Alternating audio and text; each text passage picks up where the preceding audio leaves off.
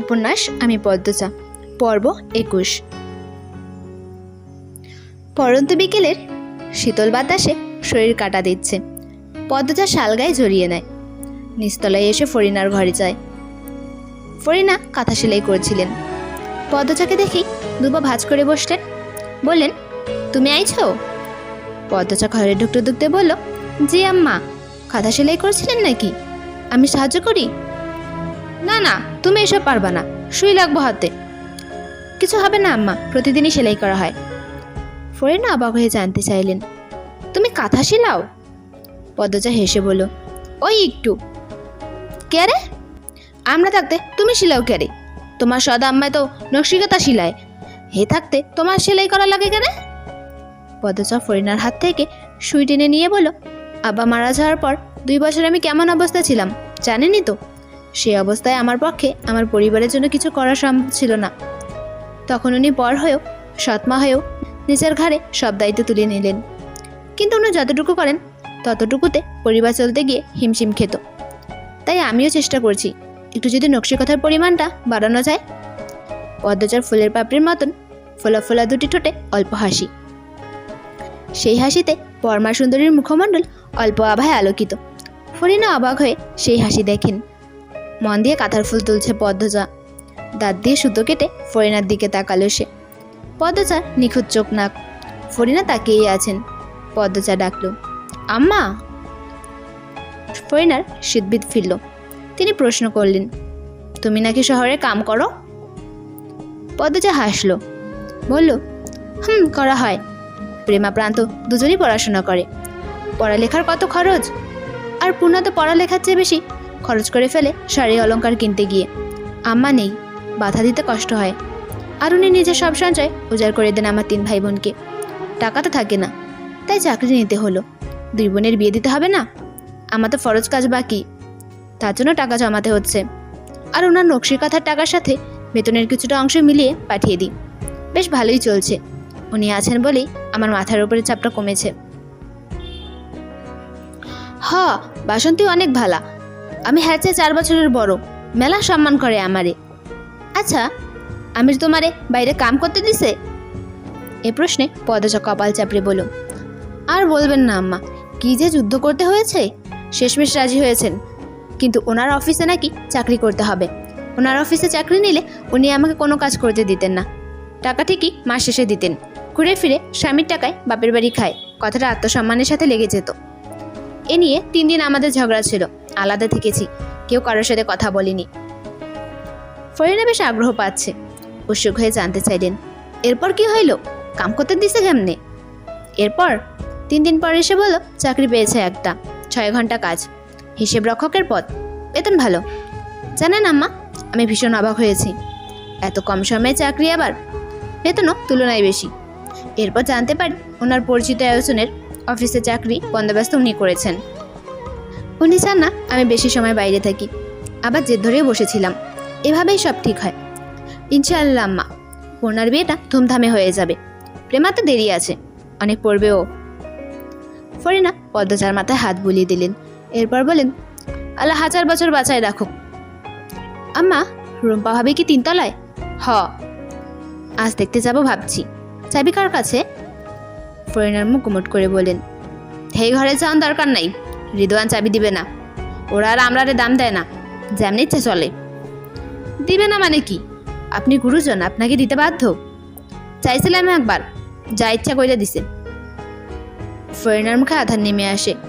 তিনি নির্বিকার ভঙ্গিতে আবার বললেন, সাবি সাউনের লাইগা রিদওয়ান হেরাম মারেও মারছে। পদ্মজা চোখ দুটি বড় বড় হয়ে যায়। সে কি, মায়ের গায়ে হাত তুলেছে?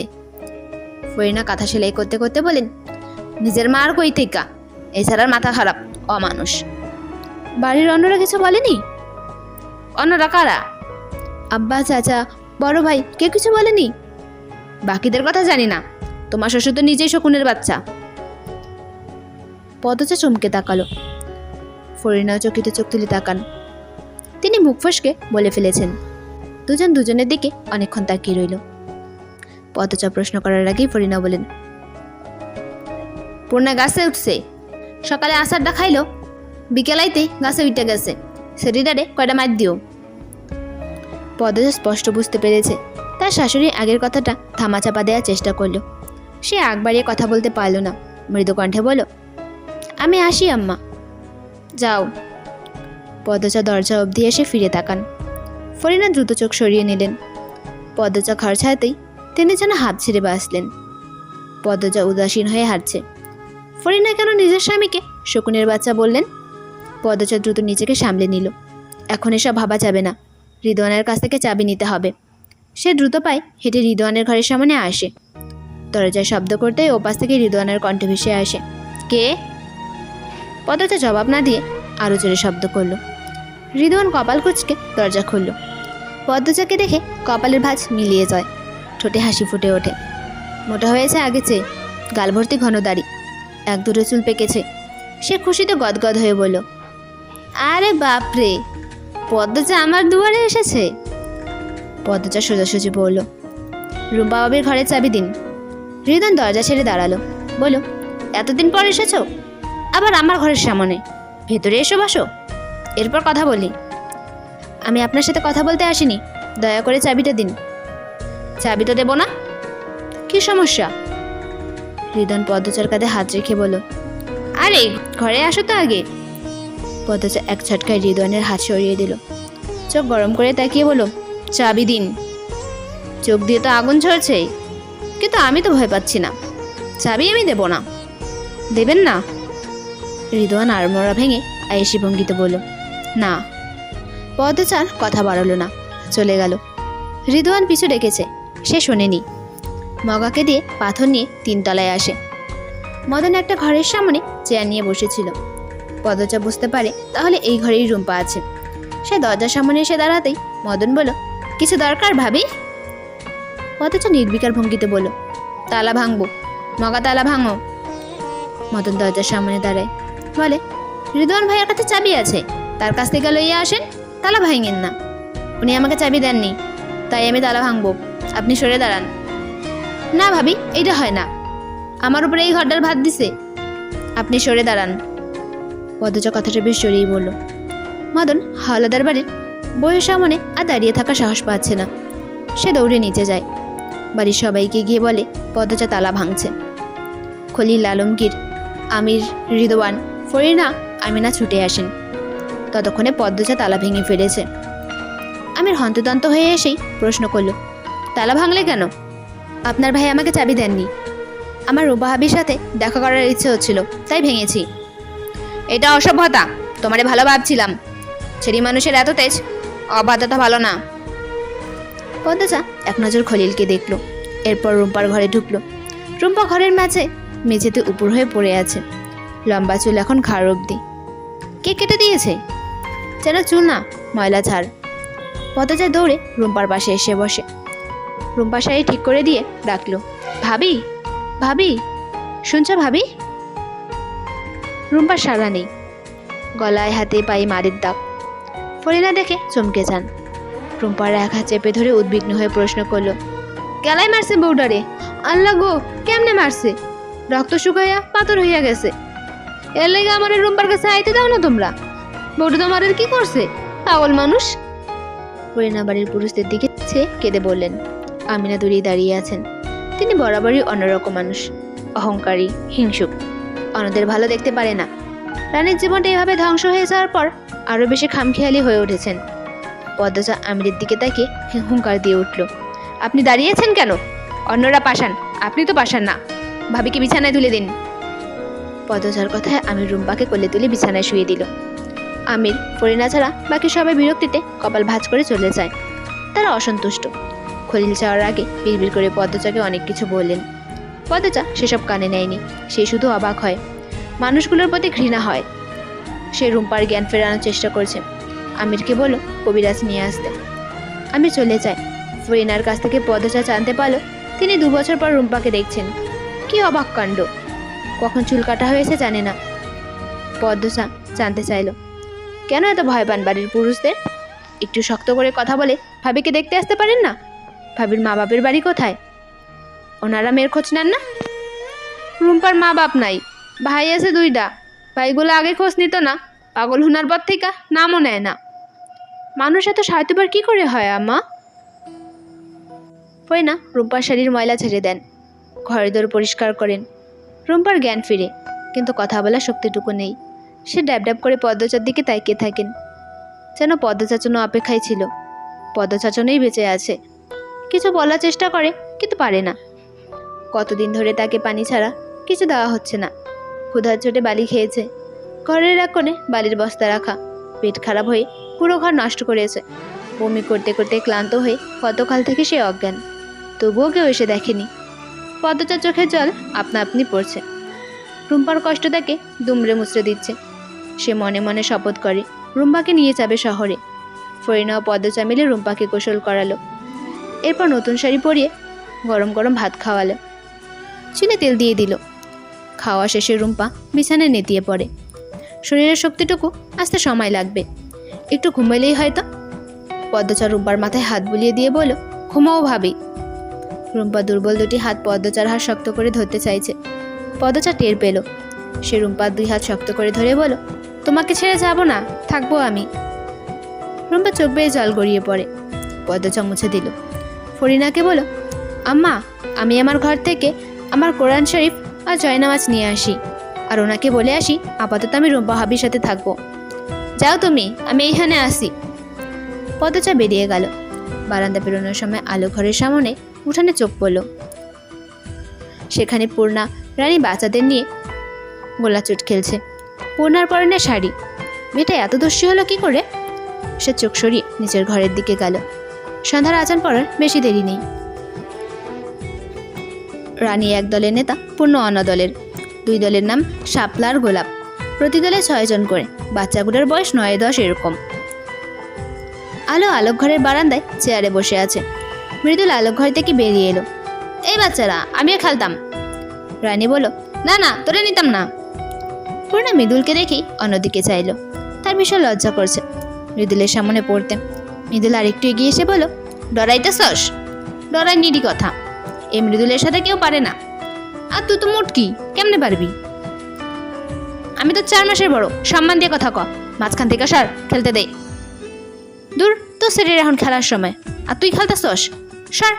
এই বল মাছ, তোমার দলের একটারে বাদ দিয়া আমারে লাও। এই মুটকিরে 100টা গোল্লা না দিলে আমি বাপের ব্যাঠা না। পূর্ণা হা করে তাকায়। তাকে বোয়াল মাছ ডাকা হচ্ছে। এজন্য তার দিকে তাকে বাচ্চারাও হাসছে। দেখতে চকচকে সুন্দর হয়ে গেছে বলে কি যা ইচ্ছে ডাকার অধিকার বাঘিনী পূর্ণা দিয়ে দেবে? কখনো না। সে তেলে বেগুনে চলে উঠে বলল, আমাকে আপনার কোন দিক দিয়ে বোয়াল মাছ মনে হচ্ছে? পূর্ণাকে কথা বলতে দেখে মৃদুল হাসলো। রসিকতা করে বলল, আরে কালী বেন দেখি কথাও কইতে পারে। পূর্ণা আহত হলো। এক হাতে নিজের গাল ছুঁয়ে ভাবলো, সে কি কালী ডাকার মতো কালো? বাঘিনীর রূপটা মুহূর্তে নিভে গেল। তার চোখ দুটি ছলছল করে উঠল। যাকে পছন্দ করলো সেই কালী বলছে। পূর্ণা থা মেরে দাঁড়িয়ে রইল। রানী বলল, মৃদুল, সর কইতেছি, খেলতে দে। আমিও খেলাম। এই আন্ডা, তুই বাদ। তোর বদলে আমি বেআইনের দলের হয়ে খেলাম। মৃদুলের এক কথায় নেড়া মাথার ছেলেটি সরে দাঁড়ায়। মৃদুল খেলার নির্দিষ্ট জায়গায় দাঁড়ালো। এরপর পূর্ণাকে বলল, কালী বেন, তুমি আগে যাইবা নাকি আমি আগে যাবো? পূর্ণা মিনমিনিয়ে বলল, আমি খেলবো না। রানী দূর থেকে বলল, দেখছস মৃদুল্লা, তুই খেলার মাঝে ঢুকছস বইলা পূর্ণা খেলতো না। সবসময় কেন খেলা নষ্ট করে দিস তুই? মৃদুল সেসব কথায় ভ্রুক্ষেপ করলো না। সে রসিকতা সরিয়ে বলল, আরে বেআইনের শক্তি ফুরাইয়া গেছে, আর খেলতে পারবো না। এই আন্ডা, তুই আয়। বেআইন খেলবো না, তুই এস হারবি রে আপা। রানী আত্মবিশ্বাসের সাথে বলল, আমার দলই জিতবো। আগে আগে চাপা মারিস না, আমার মতো দেখাইয়া দে। এই প্যাটওয়ালা, তুই আগে যা। পূর্ণা ব্যথিত মনে আলোক ঘর পেরিয়ে অন্দরমহলে পথে পা রাখে। সে কালো সে জানে, কিন্তু কেউ কালী বলে তার খুব খারাপ লাগে। আল্লাহ কেন তাকে সৌন্দর্য দিলেন না? একটু ফর্সা করে দিলে কি হতো? তার আপার মতো কালো রঙের সবাই সৌন্দর্য কেন খুঁজে পায় না? পূর্ণা 2 হাত দিয়ে চোখে জল মুছে। অভিমানী মন থেমে থেমে কাঁদছে। এই শাড়ি তো মৃদুলের দৃষ্টি আকর্ষণের জন্যই পড়েছিল সে। দরকার নেই এক চকচকে পুরুষ। কেউ তাকে কালী বললে সে ভীষণ রাগ করে, ভীষণ।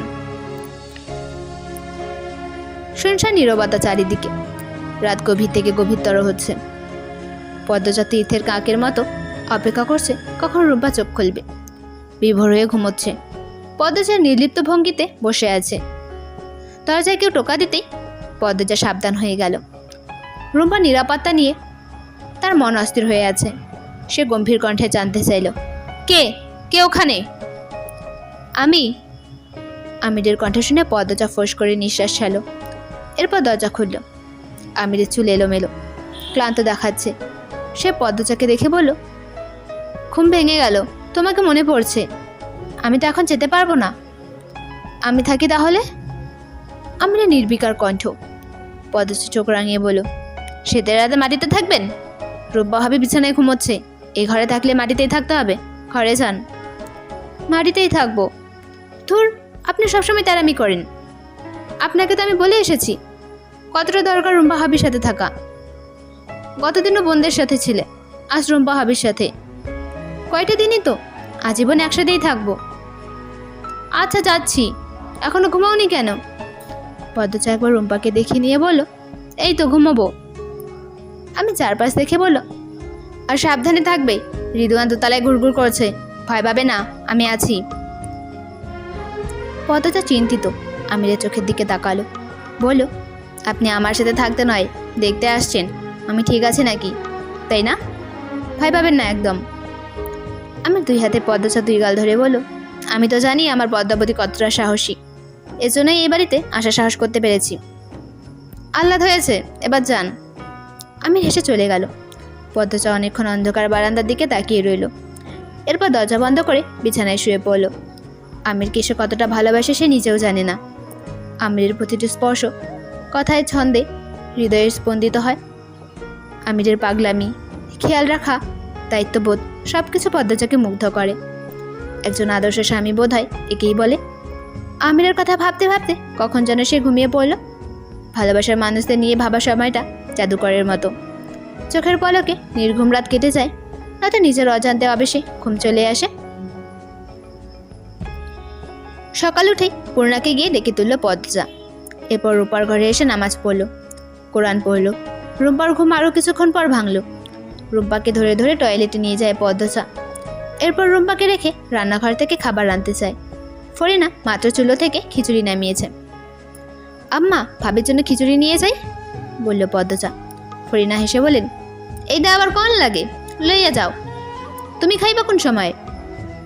ভাবিকে খাইয়ে এসে তারপর ওনাকে নিয়ে খাবো।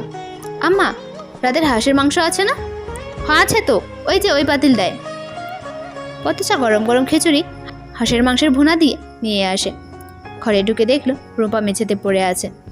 পদ্মজা থালা বিছানায় রেখে রুম্পাকে তোলার চেষ্টা করলো। অবাক হয়ে প্রশ্ন করলো, ভাবি মেঝেতে পড়লেন কিভাবে? রুম্পা কিছু বলছে না। সে উদ্ভ্রান্তের মতো ছটফট করছে, এদিক ওদিক তাকাচ্ছে। পদ্মজাকে দূরে ঠেলে দেওয়ার চেষ্টা করছে। পদ্মজা খুব বিস্মিত। রুম্পা এমন করছে কেন? সে রুম্পাকে প্রশ্ন করতে চাইছে। কেউ এসেছিল ঘরে? কে এসেছিল?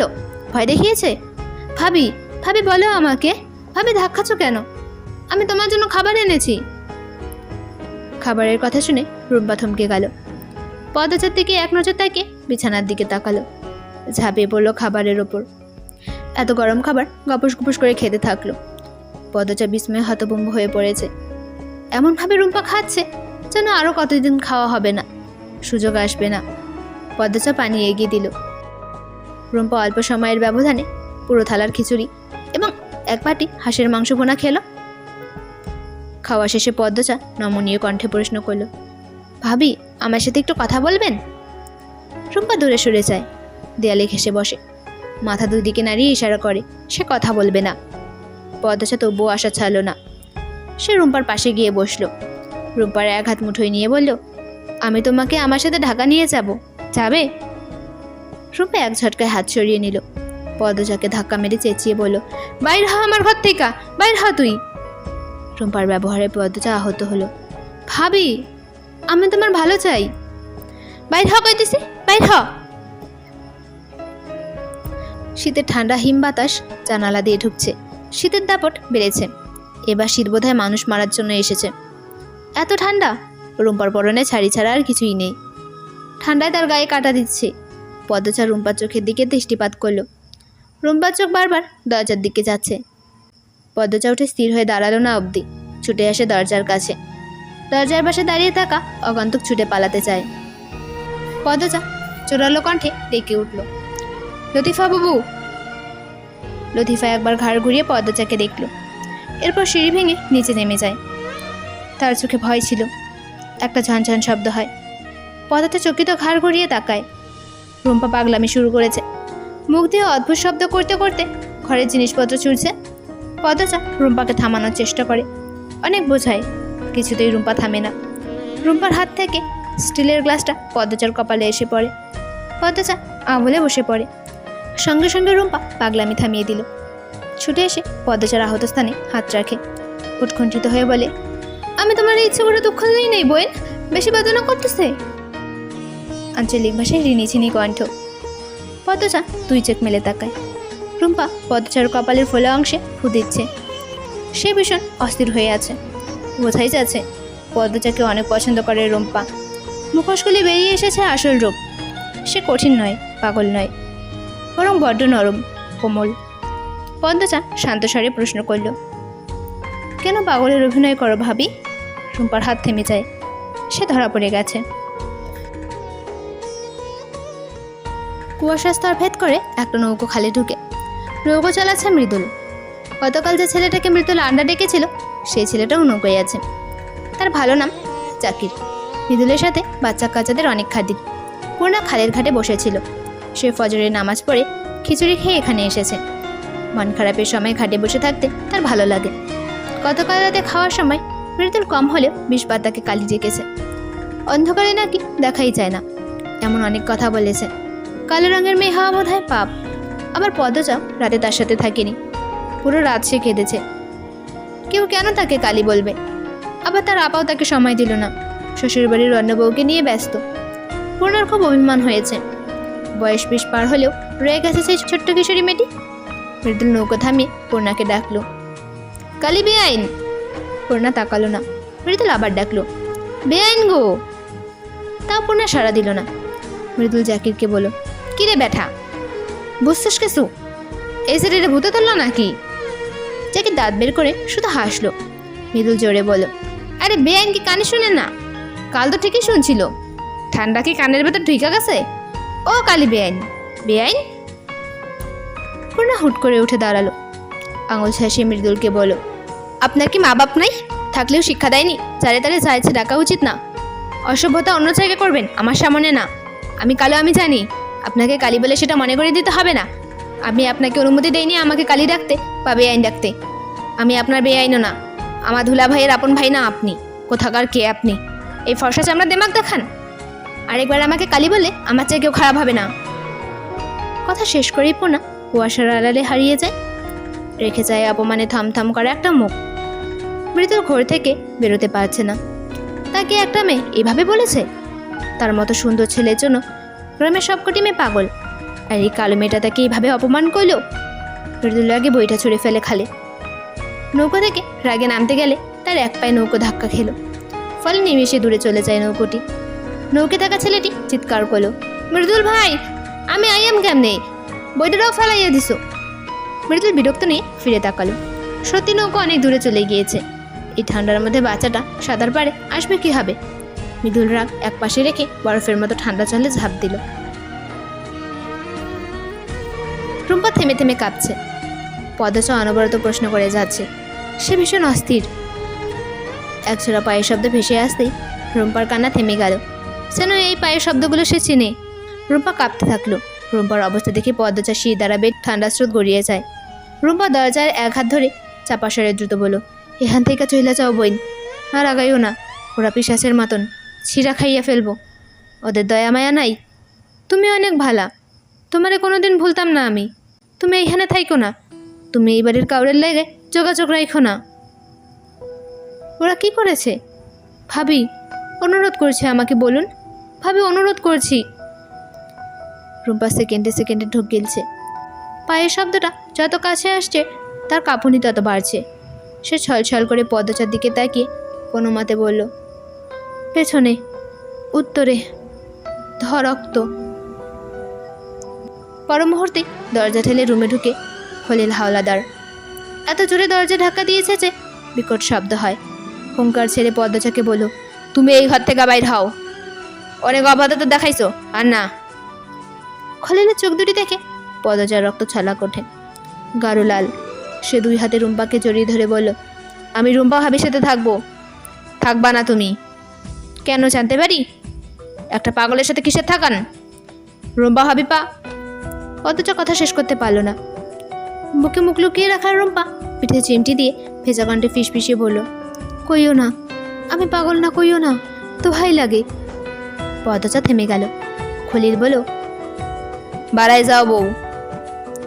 পদচা নাসরবান্ধা হয়ে বলল, যাব না আমি, রুম্পা হাবির সাথে থাকবো আমি। রুম্পা পদচাকে ধাক্কা মেরে দূরে সরিয়ে দিয়ে আবার পাগলামি শুরু করে। খলিল রুম্পাকে আঘাত করার জন্য উদ্যত হতেই পদচা বাধা হয়ে দাঁড়ালো, বলল, নিজের মেয়েকে অমানুষের মতো মারতে পারেন বলে সবার মেয়েকে মারার অধিকার পাবেন না। পদচার কথা মাটিতে পড়ার আগে খলিলের শক্ত হাতে থাপ্পড় পদচার গালে পড়ে। পদচা ব্যথায় মা বলে আর্তনাদ করে উঠল। রয়েছে কতক্ষণই হলো, 2 ঘন্টার মতো। এর মধ্যে মেঘলা আকাশ পেয়ে অন্ধকার নেমে এসেছে চারিদিকে। পুরো আলোক ঘরের সামনে থাকা বারান্দার চেয়ারে মুখ ভার করে বসে আছে। তার গায়ে সোয়েটার, সোয়েটারের ওপরে 3-3টে কাঁথা। তবুও পাতলা ঠোঁটজোড়া ঠান্ডায় কাঁপছে। বসে থাকতে থাকতে একসময় বিরক্ত হয়ে উঠে দাঁড়ালো। কোথাও যাওয়ার মতো অবস্থা নেই, তার চেয়ে বরং আপার সাথে আড্ডা দেওয়া যাক। চৌকাঠে পা রাখতেই মৃদুলের কণ্ঠস্বর কানে এলো। ঘাড় ঘুরিয়ে তাকালো। মৃদুল কাঁপতে কাঁপতে হেঁটে আসছে, শরীর ভেজা। রানী আপা বলে ডাকছে, কিন্তু এখানে তো রানী নেই। মৃদুল বারান্দায় পা রাখতেই পূর্ণার মুখটা দেখতে পেল, তার দিকে তাকিয়ে আছে। সঙ্গে সঙ্গে মৃদুলের কপালের ভাঁজ পড়ে। এই মেয়ের জন্য তো এমন ঘটনা ঘটলো, এখন ঠান্ডায় কাঁপতে হচ্ছে। সে দৃষ্টি সরিয়ে দূরে গিয়ে দাঁড়ালো।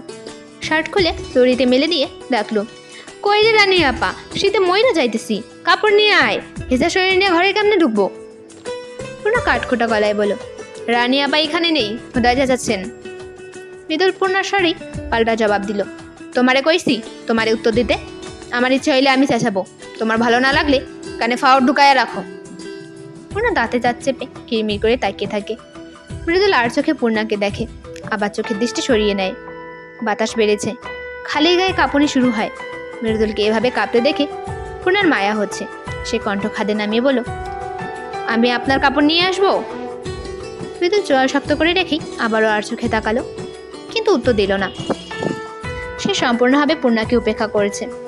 পূর্ণা জবাবের আশায় কয়েক সেকেন্ড দাঁড়িয়ে থাকে, এরপর চলে যায়। পূর্ণা চলে যেতেই মৃদুল শীতের তীব্রতা মুখ দিয়ে ও জাতীয় শব্দ করে কাঁপতে থাকলো। যতক্ষণ না প্যান্ট শুকাবে ঘরের ভেতর ঢুকতে পারবে না। তার ঘরে যাওয়ার পথে ধান ছড়ানো আছে, এদিক দিয়ে গেলে ধান ভিজে নষ্ট হবে। সহ্য করা ছাড়া আর উপায় নেই। কেউ যদি কাপড় দিয়ে যেত। পূর্ণা আলো ঘরের পেছনে উত্তর দিকে যে বারান্দা আছে সেখানে মগাকে পেল। মগা ঝিমুচ্ছে। মগা ভাইয়া। মগা তাকালো। পূর্ণা বলল, মৃদুল ভাইয়ের ঘর কোনটা? মগা আঙুলের ইশারায় দেখিয়ে দিল। পূর্ণা মৃদুলের ঘরে গিয়ে একটা লুঙ্গি আর শার্ট নিয়ে বেরিয়ে আসে। মৃদুল পায়ের শব্দ পেয়ে মুখ দিয়ে উচ্চারণ করা শীতের কাতরতা বন্ধ করে দিল। পূর্ণা মৃদুলের চেয়ে 1 হাত দূরে দাঁড়িয়ে আছে। লুঙ্গি শার্ট এগিয়ে দেয়। মৃদুল ঘুরে তাকায়। আর রাগ দেখানো সম্ভব নয়। রগে রগে ঠান্ডার তীব্রতা ঢুকে গেছে। রক্ত শীতল হয়ে এসেছে। সে পূর্ণার হাত থেকে নিজের কাপড় নিতে নিতে হৃদয় থমকে দেওয়ার মতো একটা মায়াবী মুখশ্রী আবিষ্কার করলো। টানা টানা চোখ, চোখের পাপড়িগুলো এত ঘন যে মনে হচ্ছে কোনো বিশাল বটবৃক্ষ ছায়া ফেলে রেখেছে। পাতলা ফিনফিনে ঠোঁট, ত্বকে তেলতেলে ভাব, চকচক করছে। লম্বা এলো চুল বাতাসে উঠছে। শ্যামবর্ণের মুখ এত আকর্ষণীয় হয়। কিছু সৌন্দর্য বোধ হয় এভাবেই খুব কাছ থেকে চিনে নিতে হয়। মৃদুলের দৃষ্টি শীতল হয়ে আসে। সে আগে লুঙ্গি নিল। পূর্ণা অন্যদিকে ঘুরে দাঁড়ায়, বলে, আমি দেখছি না, আপনি পাল্টে ফেলুন। মৃদুল মোহময় কোনো টানে আবার ফিরে তাকায়, তবে মুখটা দেখতে পেল না। মায়াবী মুখটা অন্যদিকে ফিরে আছে। সে লুঙ্গি পাল্টে মিনমিনিয়ে বলল, শার্টটা? পূর্ণা হেসে শার্ট এগিয়ে দিল। মৃদুলের এলোমেলো দৃষ্টি। হুট করেই বুকে ঝড়ো বাতাস বইছে। কি আশ্চর্য! পূর্ণা গর্বের সাথে বলল, আমাকে কালী বলে কষ্ট দিলেও আমি আপনার কষ্ট দেখতে পারিনি। আমি এমনই মহৎ। অন্য সময় হলে হয়তো মৃদুলও পাল্টা জবাব দিত, কিন্তু এখন ইচ্ছে হচ্ছে না, মোটেও ইচ্ছে হচ্ছে না। পূর্ণা কিছু না বলে আলো ঘরে ঢুকে যায়। মৃদুল দ্রুত পায়ে 2 পা এগিয়ে আসে, আবার পিছিয়ে যায়। আজকের দিনটা অন্যরকম লাগছে। আচ্ছা, দিনটা অন্যরকম নাকি অনুভূতি অন্যরকম? পদ্মচা নিজেকে ধাতস্থ করার আগেই খলিল পদ্মচাকে ঠেলে ঘর থেকে বের করে দেন। এরপর দ্রুত দরজায় তালা লাগিয়ে দিলেন। পদ্মচা গালে হাত রেখে স্তব্ধ হয়ে দাঁড়িয়ে আছে। দুই চোখ বেয়ে জল গড়িয়ে পড়ছে। চোখে জল বিসর্জন হচ্ছে আঘাতের কষ্টে নাকি কারো হাতে থাপড় খাওয়ার অপমানে। কে জানে, খলিল কপাল কুচকে আরো কি যেন বলে চলে যান। পদ্মচা ঠাই সেখানে দাঁড়িয়ে আছে। সে আকস্মিক ঘটনাটি হজম করতে পারছে না। দিক দিশা যেন হারিয়ে ফেলেছে। ঘরের ভেতর থেকে আওয়াজ পেয়ে পদ্মচা শীতবিদ ফিরে পেল। সে বন্ধ দরজার দিকে একবার তাকালো। এই মুহূর্তে পরিস্থিতি কীভাবে সামলানো উচিত তার মাথায় আসছে না। একটু দূরে চোখ পড়তে দেখতে পেল লতিফাকে।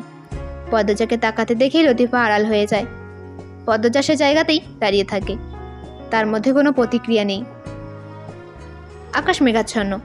এই তীব্র শীতে আবার বৃষ্টি হবে নাকি? ভাবতে ভাবতেই গুড়ি গুড়ি বৃষ্টি নামে। পদ্মচার গা কেঁপে ওঠে ঠান্ডার তীব্রতায়। শাঁসা করে বাতাস বইছে। সুপারি গাছগুলো একবার ডানে দুলে পড়ছে তো আর একবার বামে। আলোক ঘরের পেছনে বারান্দায় মগা গায়ে কাঁথা মুড়িয়ে চুবুথুবু হয়ে বসে আছে। পদ্মচা শরীরের আঁচল ভালো করে টেনে ধরে শীত থেকে বাঁচতে। আবহাওয়ার অবস্থা ভালো না, তার মধ্যে বৃষ্টি আর বাতাস। সামান্য শরীর আঁচলে কি ঠান্ডার তীব্রতা আটকানো যায়? ইচ্ছেও করছে না ঘরে যেতে। সে এদিক ওদিক চেয়ে দেখল। শেষ কর্নারে একটা চেয়ার দেখতে পেল। চেয়ারটা আনার জন্য এগোয়। তখন নাকি একটা বৃষ্টির বোকটা গন্ধ আসে। পদ্মচা স্নায়ু সজাগ হয়ে ওঠে। যত এগোচ্ছে গন্ধটা তীব্র হচ্ছে।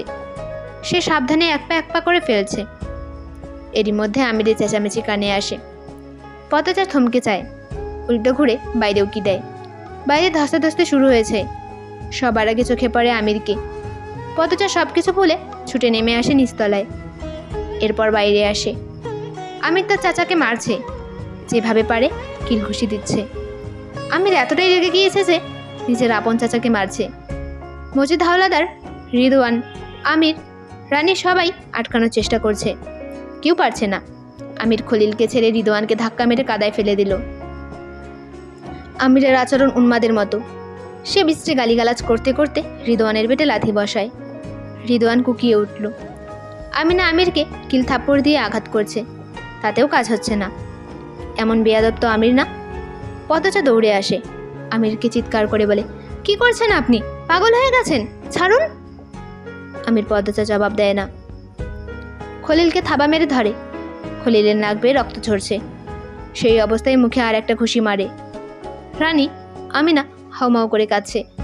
মৃদুল, পূর্ণা, মগা, মদন সবাই ছুটে আসে। মৃদুল, পদ্মচা দুই হাতে আমিরকে টেনে সরাতে চায়, কিন্তু পারল না। আমিরের শরীরে যেন কয়েকটা বাঘের শক্তি ঢুকেছে। সে কিছুতেই ক্লান্ত হচ্ছে না। মৃদুল দুই হাতে চাপটে ধরে আমিরকে দূরে সরিয়ে আনে। আমির হিংস্র বাঘের মতো হাত পা ছুটতে ছুটতে বলে, কুত্তার বাচ্চারা অনেক কিছু করছস, করতে দিছি। আমার বউয়ের গায়ে হাত দাস কোন সাহসে? মৃদুল ছাড়, আমি ওদের আজরাইলের মুখ দেখিয়ে ছাড়বো। মৃদুলকে ধাক্কা দিয়ে সরিয়ে দিল আমির। ছুটে এসে রিদওয়ানকে ধরে। পদ্মচা হতভম্ব হয়ে পড়েছে। রিদওয়ান গতকাল তার কাঁধে হাত দিয়েছিল, আর আজ খলিল থাপ্পড় মেরেছে। এসব কে বলেছে আমিরকে? থাপ্পড়টা লতিফা দেখেছিল। তাহলে কি লতিফা বলেছে? আমিনা পদ্মচার পায়ে লুটিয়ে পড়ে। পদ্মচা দ্রুত সরে যায়। চাচি, কি করছেন? আমিনা কাঁদতে কাঁদতে বলল, থামাও এই কামড়া কামড়ি, আল্লাহ দোহাই লাগে। পদ্মচা কি করবে বুঝতে পারছে না। আমির তার কথা শুনছেই না। আর আমিরের এমন রাগ সে দেখেনি। পুরুচন্দ্রের গায়ে হাত তোলার মতো রাগ আমিরের হতে পারে, এটাও ধারণার বাইরে। পদ্মচা আমিরের সোয়েটার খামচে ধরে কণ্ঠ কঠিন করে বলল, ছাড়ুন বলছি, ছাড়ুন। আমির তাও সরল না। সে ধাক্কা মেরে পদ্মচাকে সরিয়ে দিল। 2 হাত দূরে নারকেল গাছ ছিল। সেখানে পড়লে নিশ্চিত কোনো অঘটন ঘটে যেত। অঘটন ঘটার পূর্বেই 2টো হাত পদ্মচাকে আঁকড়ে ধরে। পদ্মচা কৃতজ্ঞতা না ছড়ে তাকায়। ফরিনাকে দেখতে পেল। পদ্মচা অবাক হয়। ফরিনা এরকম ধস্তাধস্তি দেখেও চুপ করে আছেন। থামানোর চেষ্টা অবধি করছেন না। পদ্মচা আবার আমিরকে থামানোর চেষ্টা করলো। মৃদুল চেষ্টা করলো, কিছুতেই কিছু হয় না। আমির খুব বেশি উত্তেজিত হয়ে আছে। মনে হচ্ছে অনেক বছরের রাগ একসাথে মিটিয়ে নিচ্ছে। পদ্মচা আমিরকে অনুরোধ করে সরে আসতে। সেই অনুরোধ আমিরের কর্ণহর অবধি পৌঁছেছে কিনা সন্দেহ। পদ্মচা অসহায় মুখ করে সরে যাবে, তখনই দুটি শক্তপোক্ত হাত আমিরকে টেনে সরিয়ে আনার চেষ্টা করে। সেই হাতে খুব দামি ঘড়ি। হাতের মালিককে দেখার জন্য পদজা চোখ তুলে তাকায়। মুখ দেখে চমকে ওঠে। দীর্ঘ সময় পর আবার সেই মানুষটির সাথে দেখা, যে মানুষটি তার প্রথম ভালোবাসা না হলেও প্রথম আবেগ মাখা অনুভূতি ছিল। সে লিখন শাহ। পদ্মজা দূরে সরে দাঁড়ায়। মৃদুল লিখন মিলে আমিরকে তুলে অনেকটা দূরে নিয়ে আসে। আমির ছটফট করছে ছোটার জন্য, অথচ ছুটতে পারছে না। ঘাড় ঘুরিয়ে লিখনকে দেখে সে স্থির হয়ে যায়। লিখন হেসে বলল, এবার থামুন, অনেক শক্তি ফুরিয়েছেন। আমির কিছু বলতে চাইল, তখনই রিদওয়ান সবার অগোচরে ইট দিয়ে আমিরের ঘাড়ে বাড়ি মারে। আমির আর্তনাদ করে বসে পড়ে। লিখন রিদওয়ানকে ধাক্কা মেরে সরিয়ে দেয়। পদজা উৎকর্ণ হয়ে দৌড়ে আসে। আমিনা, রানী, খলিল এবং রিদওয়ানকে নিয়ে দ্রুত আলোক ঘরে চলে যায়। দরজা বন্ধ করে দেয়। মজিদ মাওয়াকে বলে, তাড়াতাড়ি যা গঞ্জে, বিপুল ডাক্তারে নিয়ে আয়, আমার বাড়িতে এসব কি হচ্ছে? ফরিনা তখনও দূরে ঠায় দাঁড়িয়ে আছেন। এই ঘটনা তাকে বিন্দুমাত্র বিচলিত করেনি। যেন এই ঘটনার জন্য তিনি খুশি। কি চলছে তার মনে? সকলকে ধন্যবাদ ভিডিওটি সম্পূর্ণ দেখার জন্য। ভুল ত্রুটি হলে ক্ষমা করবেন এবং ভিডিওটি ভালো লাগলে লাইক, কমেন্ট, শেয়ার এবং চ্যানেলটিকে সাবস্ক্রাইব করবেন। ধন্যবাদ।